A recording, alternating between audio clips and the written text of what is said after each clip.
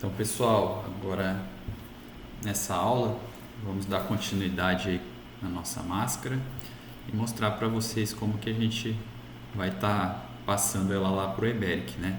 Então, eu já fiz toda a limpeza dela aqui, tá bem mais bonitinha, né? Para a gente estar utilizando lá. Eu gosto daí nesse momento de deixar ela nessa layer aqui, ó, que vai estar aí no arquivo para vocês também. Essa layer máscara, né? Ela fica cinzinha assim, um cinza claro, daí fica bem legal pra gente estar utilizando lá no Eberic. Então eu vou dar um explode aqui, que tem algumas coisas que estão em bloco, né? Eu quero deixar tudo nessa layer máscara. Daí a gente coloca aqui by layer. Daí a gente conseguiu deixar tudo cinzinha aí, ó. Daí vai ficar bem legal lá no Eberic. E para o momento que a gente for gerar nossas pranchas também, né, vai ficar show. Então eu deixo nessa layer máscara, que vai estar aí no arquivo de vocês também, na pastinha, beleza? E agora a nossa máscara está pronta para ir lá para o Eberic. Eu vou dar um save aqui, né? Então eu já tenho o nosso arquivo máscara. Então vamos dar início aí a parte da interface do Eberic. Vou fechar o AutoCAD aqui, salvar mais uma vez. Nossa máscara está pronta. Então aqui, né, a nossa pastinha padrão. Esse aqui é o arquivo lá onde fica o arquivo do Eberic. Igual eu falei, vou renomear aqui, né, nosso arquivo. O cliente chama Luísa. Então, vou deixar aqui com o arquivo o nome Luísa, né? E nomear aqui o arquivo Eberic também, Luísa. Daí vocês podem deixar essa pasta padrão, e sempre que vocês tiverem um novo cliente, vocês colocam aí o nome dele, né, de acordo com o necessário. Então o arquivo Eberic nessa pasta padrão fica aqui dentro, desse projeto Eberic, né? Pasta padrão, o nome do cliente, projeto Eberic. Então a gente abre aqui o nosso Eberic, vai estar abrindo o nosso projeto, e nesse primeiro momento nosso projeto vai estar zerado, né? Não temos nenhuma informação lançada nesse arquivo, né? Só temos as configurações que eu uso como padrão, que vocês também podem estar utilizando. Eu deixo esses níveis também como padrão, né? A gente não vai estar usando todos eles, mas ficam como padrão. Então, nesse primeiro momento, eu gostaria de apresentar para vocês aí onde a gente pode estar levantando algumas informações, né, das nossas configurações. Então aqui, ó, a gente pode observar materiais e durabilidade. O que a gente está usando aí de material, né, no nosso projeto? Nesse item aqui, materiais e durabilidade. Então, projeto, materiais e durabilidade, vai mostrar o que a gente está usando de referência no nosso projeto. Então a gente está usando aí o concreto C25 para o pavimento caixa d'água, no pavimento cobertura aqui está com C30, mas eu não quero utilizar C30, esse projeto não vai precisar ser um concreto C30, né? Então, o que eu posso fazer aqui? Eu posso vir aqui, ó, em projeto inteiro, né? Valor da configuração diferente entre pavimentos. Deseja aplicar a configuração atual para todo o projeto? Sim, né? Então, daí eu estou mudando em todos os pavimentos para C25. Aqui eu quero então que todos os pavimentos fiquem com concreto C25. Para casas térreas, esse é o concreto que eu costumo utilizar, a não ser que seja uma casa muito complicada e muito complexa, com grandes mãos, né? Para sobrados, né, casas em 2 níveis, eu gosto de utilizar o concreto C30 na laje superior e na cobertura, né? Mas principalmente no superior, né? Eu gosto de usar o concreto C30 em sobrados. Esse é minha forma de trabalhar, né? Por norma, a gente, para estruturas de concreto, o mínimo é o C25, né? Para pilares, vigas, né? Então, a gente, como é uma casa simples aí, né? A gente vai estar utilizando o concreto C25. Aqui o Eberic até tem outros concretos, né? Mas esses concretos seriam para elementos não estruturais. Para elementos estruturais, a gente tem que atender no mínimo o concreto C25, né? A não ser para estacas. Estacas a norma permite até o C20, mas eu não gosto de usar, eu também uso o C25 para estacas. Tudo bem? Então aqui a gente quer deixar o projeto inteiro no C25. O cobrimento das peças, a gente está numa região de baixa agressividade, não é a gente está considerando aí que não é uma praia, não é nada nesse sentido. Então é uma região de baixa agressividade. É importante a gente estar consultando a norma de acordo com os cobrimentos necessários aí, né, na 6118. E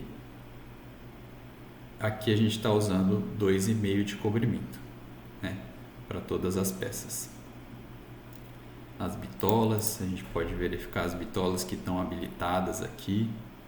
A gente tem para armaduras longitudinais as bitolas de 8, 10, 12, 16, né? Eu não estou utilizando as bitolas de 20, 22, né? 6.3 também não.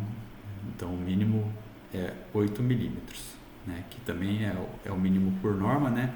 Para vigas e pilares, não, para vigas, desculpa, né? Para vigas a gente tem 4 barras de 8 como mínimo por norma, né? E para pilares 4 barras de 10, né? Então, e nas armaduras transversais a gente pode usar aí os 5 milímetros, 6 milímetros, que são os nossos estribos, né? Aqui a gente vê de pilares, ó, de pilares eu não uso a 8 milímetros, né? No mínimo a 10. Né? A gente pode até selecionar aqui, né? O projeto, o Eberic vai calcular com barras de 8, né? Mas isso estaria fora da norma, né? Então é legal a gente estar observando isso, saber que tem essa possibilidade, né? Mas é importante a gente estar sempre seguindo as normas técnicas aí do nosso Brasil. Então, acredito que aqui nessa que eu queria mostrar aqui nessa interface é isso, né? Então, eu vou dar um OK aqui. Nosso projeto então vai ser calculado com concreto C25, os cobrimentos padrões aí de 2,5 para as peças pilares, vigas e lajes, 3 centímetros para reservatórios, que é o caso da piscina, né? E é isso, pessoal. Os itens mais importantes aqui que devem ser observados são esses. Então, vocês já sabem, se algum dia precisar aqui, não quero usar a bitola de 16, só quero usar a de 10 e de 12 para pilares, a gente vem aqui e desabilita, né? Esse projeto provavelmente nem vai chegar a ter uma bitola nem de 12 talvez, né? Que é um projeto bem compacto aí, uma casa térrea, né? Os pilares vão ficar bem tranquilos, mas se em eventuais projetos vocês também quiserem, né? Não quero usar barra de 8 para as vigas, quero usar só barra de 10 para cima, né? A gente vem aqui e desabilita, beleza? Então é isso aí, gente, nessa interface existem alguns problemas, não precisa verificar, né? E aqui em análise também a gente tem essas questões de rigidez, né? Redução de torção para vigas, né? Tem uma série de configurações aqui que a gente pode estar alterando, né? Essas são as configurações que eu geralmente uso, praticamente as configurações que vem padrão aí do Eberic também, mas tem algumas coisinhas que a gente mexeu ao longo do tempo, né? Que viu que foi melhorando, né? Mas no geral, né, o que vocês precisam saber é a questão dos materiais, né, questão de essas questões aqui a gente não precisa tá mexendo com frequência, né? São itens muito específicos, né? E a gente tem aqui, o que eu gostaria de mostrar nesse momento para vocês, é que tem o modelo, né, de processamento de grelhas mais pórtico-espacial, que é o que geralmente é mais usado aí para essas estruturas mais enxutas, né? E a gente tem um modelo integrado, que é um modelo mais completo aí de processamento do EBERIC, né? Ele até demora um pouco mais para processar, então até para a questão de projetos que é necessário aí uma proteção, né? Algo radier também, né? A gente tem que usar esse modelo integrado, né? Mas aqui não é o caso do nosso projeto, né? Aqui a gente pode usar a análise de grelhas mais pórtico-espacial, que é uma análise mais simplificada, mas que vai dar um bom resultado aí pra gente, né? Então tem aí questão de detalhamento também, né? Que a gente pode tá mudando aqui nos detalhamentos, como que a gente quer que apareça a achura lá na hora de detalhar as vigas, os pilares, né? Então aqui também raramente eu mexo em alguma coisa, né? Aqui tá do jeito que eu gosto de usar, mas se vocês precisarem aqui nessa parte de detalhamento, é basicamente o desenho, né? O que vai aparecer lá em prancha, né? Para vocês, as escalas que a gente quer usar, tudo mais, né? Parte de dimensionamento aqui, né? Um item que é interessante a gente observar, né? Às vezes, né, a gente vai pegar projetos aí que vai ter um pilar igual essa situação aqui, né, desse projeto, que tem aquele pilar 15 por 15, né? A gente pode até estar alterando aqui, ó. Você pode ver que aqui está até com 240 a seção transversal mínima, né? Isso está fora de norma, né? A gente sabe que o correto é 360, né? Mas se a gente precisar, né, eu vou fazer um detalhe ali estético, alguma coisa que não é estrutural, né? A gente pode estar mudando aqui e o software vai conseguir dimensionar para a gente, mesmo estando fora de norma, né? Mas é importante a gente saber que a seção transversal mínima é os 360 centímetros quadrados. E aqui a dimensão mínima, né, a gente está com 12 aqui, né? Também é algo que a gente pode mudar aqui no software, né? Ele vai processar com 12, vai aparecer alguns avisos, né? Mas é bom a gente saber que o que é normativo é 14 centímetros, né? Então a gente vai estar sempre... É interessante a gente seguir a norma. Apesar, né, algo, né, na minha vivência de obras aí que eu percebo, né?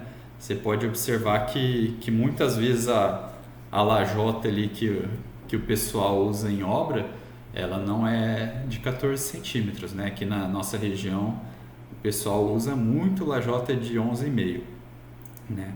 Então, às vezes eu acabo até utilizando aí um pilar de 12 para garantir que pelo menos o cobrimento da minha estrutura vai estar sendo atendido, porque eu sei que o pessoal nessas casas térreas dificilmente vai estar usando uma lajota de 14, então eu prefiro às vezes dimensionar aqui um pilar com 12 para ter a segurança de que o cobrimento lá em obra vai estar sendo atendido, né? Eu faço um 12 por 30 que vai estar pelo menos atendendo a seção transversal mínima, né? Mas infelizmente daí eu acabo saindo da questão da dimensão mínima. Mas, né, eu indico vocês a sempre que possível estar utilizando aí, seguindo a norma, né? Mas se você conversar ali com o executor, falar, você vai estar usando uma lajota de 11,5, né? Não tem como você usar uma de 14, não tem mesmo, né? Então, eu vou ter que adequar aqui o meu projeto, né? Vou Então saibam que tem essa possibilidade, né, de vocês estarem colocando uma dimensão diferente do 14, mas que a gente vai estar fugindo de norma, né? Então aqui tem outros questão de vento, questão de sismos, que não são questões que a gente leva tanto em consideração aqui, né, na nossa região, e ainda mais para uma casa-térrea, né, vento, a gente não analisa tanto o vento. Sismos também na nossa região, aqui no Brasil, não acontece com frequência, né? Então, mas a gente tem bastante coisa aqui para estar mexendo, né? E ao longo aí da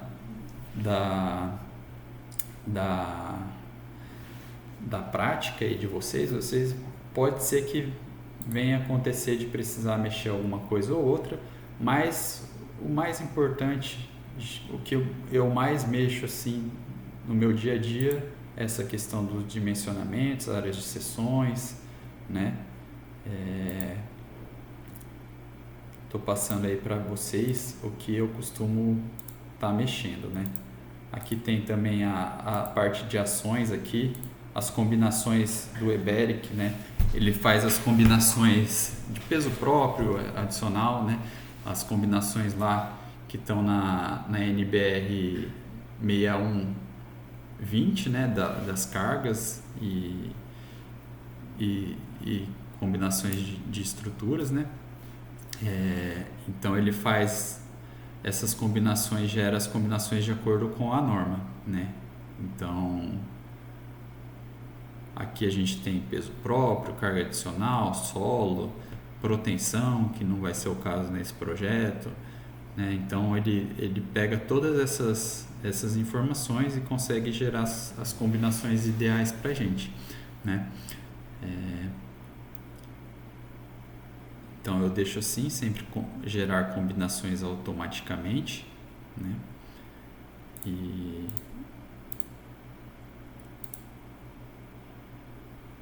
E aqui, gente, queria aproveitar aí para estar colocando aqui para vocês as normas técnicas que norteiam aí o nosso cálculo no Eberic. Vou dar uma passada rapidinho, né? A gente tem aí a 6118, que é a mais conhecida aí, né, no projeto estrutural, os procedimentos necessários aí para a parte de dimensionamento de estruturas de concreto armado, a NBR 8681, de ações e seguranças nas estruturas, né? Então, essas aqui eu deixei o resuminho para vocês, são as normas que a gente vai estar consultando aí ao longo do nosso curso, né, que eu vou estar citando em alguns momentos, né? Tem a NBR 6120, né, questão de ações nas estruturas, né, define as cargas e tudo mais que a gente geralmente vai adotar nas estruturas, né, as forças de vento aqui 6123, né, que não é uma norma que a gente vai estar usando tanto, porque a gente não analisa vento para uma casa residencial geralmente fica mais para prédios, né, e edificações mais altas, né. Aqui tem a questão de resistência a sismos, que também não é algo que a gente avalia tanto, né. A norma de fundação 6122 é uma norma importante aí para a gente estar dimensionando as nossas estacas, os nossos blocos, sapatas, o que for necessário, né. Aqui tem as normas dos materiais, o aço destinado, 7480, né, 8953, né, concretos para fins estruturais. Então são todas normas aí que eu vou deixar o resuminho para vocês, né, que a gente pode estar consultando caso surja alguma dúvida ao longo do processo, né, que a gente pode estar avaliando, né. E aqui eu deixei uma síntese de como o Eberic utiliza essas normas, né? Então ele utiliza a 6118 para o dimensionamento e detalhamento automático ali das estruturas, né? A gente vai estar até ao longo do curso conferindo, né, algumas coisas que o Eberic passa para a gente, né? Um resultado que ele passou, que a gente vai conferir se está realmente de acordo com a norma, aquele resultado, né? Essa tal viga ficou com 4 barras ali de 10 milímetros. A gente pode pegar essa informação e conferir, né? É importante a gente saber fazer essa confrontação, não confiar cegamente no software, né? Então, ao longo do curso eu vou estar buscando fazer esse tipo de dinâmica, né?